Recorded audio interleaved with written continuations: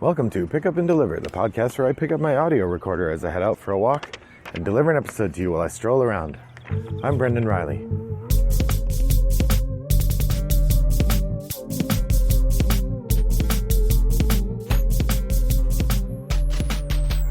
Well, good morning, listeners. It is a lovely Tuesday afternoon here in suburban Chicago, or Tuesday morning. I said good morning, and then I said it's a lovely Tuesday afternoon. That's ridiculous. No, it's a Tuesday morning here in suburban Chicago, and I'm going out for a walk to get a little exercise, to chat with my favorite friends, and enjoy myself a bit. So, it is a sunny, beautiful day, mid-60s. The birds are chirping. I'm sure you can hear them, and I'm going for a walk. It's June 1st, which means it's time for Top of the Stack. For those of you new to the podcast, Top of the Stack is my monthly update in which I discuss what I've been playing, and I give you the rundown of my stats for the month, the kinds of things I've been enjoying, what kind of work I've been doing, and so on. This year, I have not been as attentive to my goals regarding finishing plays and that sort of thing as I had in previous months, or as I have in previous years. And so the question is, did I do a better job in May of stepping up my game and sticking to my goals than I have in January, February, March, April, or January, February, March, or April? And the quick answer is, no, I did not. Oh boy. Well, let's jump into it.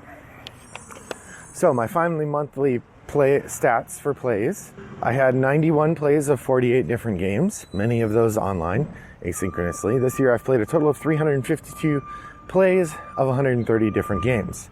So I'm getting a lot of plays in. I would say probably at least half of those are asynchronously online, if not more. That is the bulk of the way that I play games. So that skews the numbers a little, but I still do plenty of gaming around the table. And that will just accelerate as we actually get into a time when we can play games around the table again. One of my goals is to reduce my shelf of opportunity down to 20 games. As of the beginning of the year, it was at 40. As of the beginning of May, it was up to 46. And as of the beginning of June, it's up to 48. So just getting worse. Yikes. Fortunately, my collection size goal is not going any better. My goal was to reduce the collection size, which I admittedly have not been very aggressive about, particularly given the pandemic. I've not made much effort to sell games, but that should change. So my goal was to reduce the collection size. It started at 425 games this year. As of the beginning of May, it was up to 457. We're now up to 464. So I acquired a few games. The reason for that, there's a variety of reasons for that. I did get a couple games from XYZ Game Labs because I'm helping out with their Board Game Geek presence, and so I wanted to have a copy of each game on hand in case there's a question that came up. I found one game that wasn't listed in the collection, so 3 of the 7 games I got this month were just clerical, sort of. But anyway, 464 is my current collection total. So the thing everyone's most excited about is to learn about Top of the Stack. As a reminder, I call the system where I decide what games I want to play and kind of make that goal. I call that the top of the stack, as though there's a stack of games sitting around that I'm waiting to play. That is, of course, in the tradition of the podcast of Nonsensical Gamers, a delightful podcast that hopefully one day will return. My most played game this month online was Res Arcana with 11 plays, followed by Through the Ages. And what is my least played game my most played physical game this month would have been Cafe Chaos with 3 plays. So a variety of options there. Okay, there's a lady with a dog coming. So the top of the stack, again, the idea is I pick 3 games. I actually pick 4 games I want to play. I count up to 3 of them toward my goal is to get 3 of them played in the month. This month, of my 4 games, which were Ticket to Ride Markland, Aquasphere, Under Falling Skies, and Twist of Fate, I got 1 played. That was Ticket to Ride Markland. That's disappointing. I really did have a goal or intention to play more of these games. It just did not work out. So I'm hoping that with my next play, we will see a reversal of that. At the end of the episode, I will talk about what my new top of the stack list is. So on to First Plays. This is the most fun part of the episode where I talk about new games that I've encountered. I generally don't give much feedback, just a quick bullet point about each, because I generally cover the games in the Shooting from the Hip episodes. So I've already talked on the podcast about Century Golem Edition and Endless World and Forge Wars. The other games that I tried this month, there were 7 altogether, were Ginkgopolis, Tidal Blades, Cathedral, Super Skill Pinball, Cafe Chaos, and Alice is Missing. In the next episode of the podcast, I will do a triple shot about Ginkgopolis, Tidal Blades, and Super Skill Pinball. Cafe Chaos and Alice is Missing will come up in the next one, I suppose. I want to take a moment, listeners, to talk about a couple things coming up in which I have a vested interest and hope that you will be open to examining them. The first is, starting today, June 1st, XYZ Game Labs is holding a design contest for their new series of pocket-sized games called Quarks. Quarks are small games meant to be taught in 3 minutes and played in under 30. They are held in a small box and they can easily fit in your pocket. Between June 1st and July 31st, they'll be accepting submissions for a game of that size, and then they'll be offering a variety of prizes. If you're interested in entering a game to be considered for the contest and also be considered for the Quarks line, you can go to xyzgamelabs.com/QDC, which stands for Quarks Design Challenge, and take a look at the submission requirements. If you have any questions, feel free to reach out to the folks at XYZ, or you can reach out to me there, Brendan at XYZ Game Labs. Can you believe it? I have an email address from them. In that regard, one other thing I want to get you prepared for, on June 8th, my friends at XYZ Game Labs, again with whom I am working, have a new Kickstarter coming for the first series of Quarks games. The idea is that it's a package of 3 different games. You can get any 1, 2, or 3 of them, although you get a discount if you get all 3, and they'll all be printed and produced simultaneously. They all come in a standardized box size that fits easily in your pocket, but it protects your components against damage or bending, that sort of thing. The box is designed by Game Trays.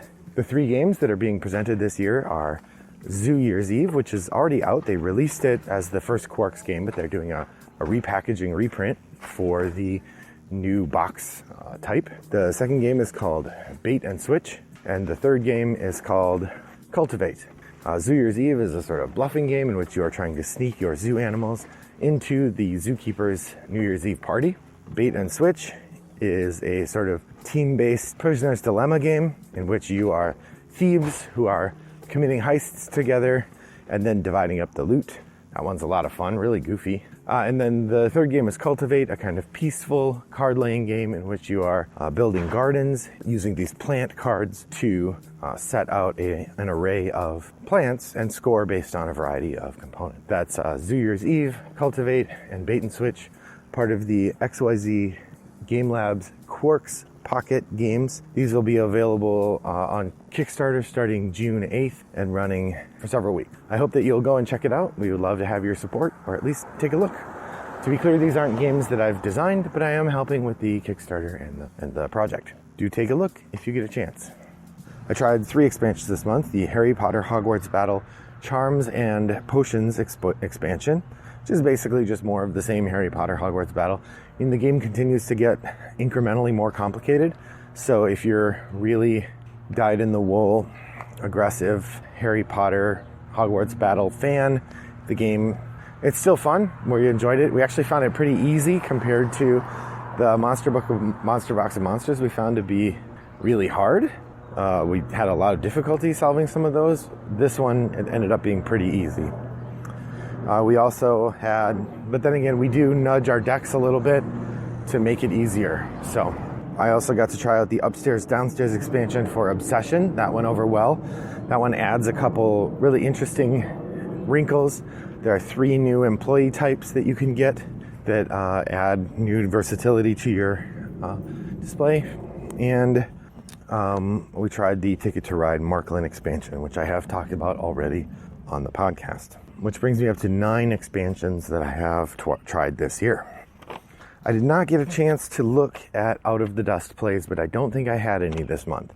Last month I had quite a few, but this month I don't think I got to any. So we'll have to see for next time. We did not make much progress on the Family 10x10 challenge. We did play Cafe Chaos, Cafe Chaos 3 times, 7 Wonders once, and Pandemic Legacy Season 0 once, and Cartographers once. So I guess we played five games. That's pretty good. We really need to be playing at least 10 each month, but 5 is better than 0, which is I think what we did last month. Finally, in terms of the array of games I could have played, my H index is up to 8. The H index is really turning into online games that I play, because those are the only ones that I'm playing with enough regularity to make this list. And that's Innovation, Welcome to, Res Arcana, Through the Ages, Dungeon Pets, Viticulture, and 7 Wonders. Those are the games that I played. I have played a total of 8 times this year so far. So I've mentioned a couple times the 52 game challenge. This is where there are 52 different prompts to try to challenge you to play different games, and they're all a little strange. This month I did not make much effort or much progress in achieving those goals. I'm going to have to be more deliberate from here on out if I want to complete this challenge. I got one played. Play a game connected to your favorite subject in school. I would say that's Alice is Missing, which is a storytelling game, so connected to English. All right, on to the second part of my list. So my Shelf of Opportunity log continues to plague me. As I said, I'm up to 48 now. Although I did get quite a few games played. I did pick up Ginkgopolis and Super Skill Pinball 4Cade and Cafe Chaos and Cathedral, and all of those did get played. So that did not increase the number of games to play. However, I also picked up Sidereal Confluence. I think that's about it in terms of my monthly challenge. The last thing is to talk about what are my goals for the summer. We're heading into June here. We have 3 months of summertime. I'm going to have to be very disciplined this year because I have a lot of writing to do, and also working with XYZ Game Labs, and our own Rattlebox Games has a Kickstarter campaign coming up this summer.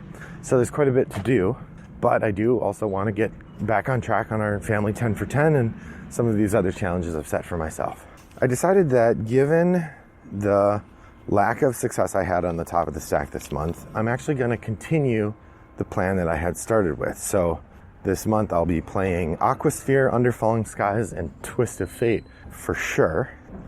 And then the new game that I want to put on here, this one might be a little crazy, is Sidereal Confluence. Now, Sidereal Confluence is a sort of wild trading game that involves a big group of people and takes a long time, but it's supposed to be just really incredible, and I've wanted it for a long time. So that's a game that I'm going to play on, I'm hoping, on June 22nd, which is the second week, or June 29th, which is the third week, that Toggle Gaming is back to in-person gaming at the restaurant, Nellie's Brew Pub, or Gastro Pub, I guess it's called, in Palatine, Illinois. I'm really looking forward to seeing all of you locals there if you're able to come. So again, we're going to say Sidereal Confluence, Aquasphere, Under Falling Skies, and Twist of Fate. Those are the plans. So what games did you play in May? What are your goals for future games in June? You know where to share it. You can head over to Board Game Geek and Guild 3269. Look for the Top of the Stack forum if I remember to make one. Otherwise, somebody usually does.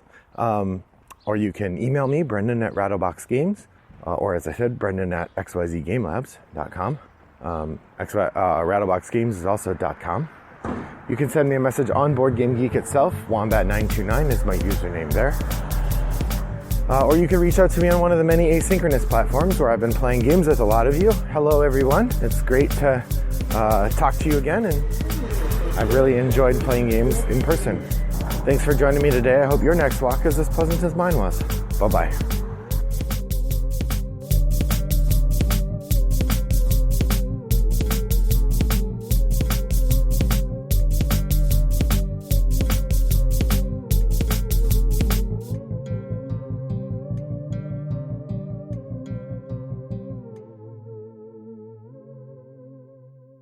Brought to you by Rattlebox Games.